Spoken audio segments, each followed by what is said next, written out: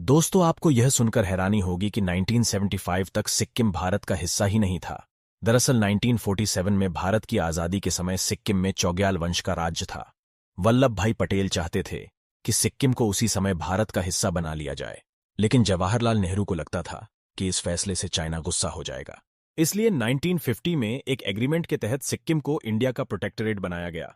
इस एग्रीमेंट के तहत सिक्किम में राज तो वहां के राजा का ही होगा, मगर उसके डिफेंस और विदेशी मामलों से जुड़े मुद्दे भारत सरकार देखेगी। 1970 तक तो ऐसा ही चलता रहा, लेकिन 1970 के बाद सिक्किम के राजा सिक्किम को एक इंडिपेंडेंट देश बनाना चाहते थे।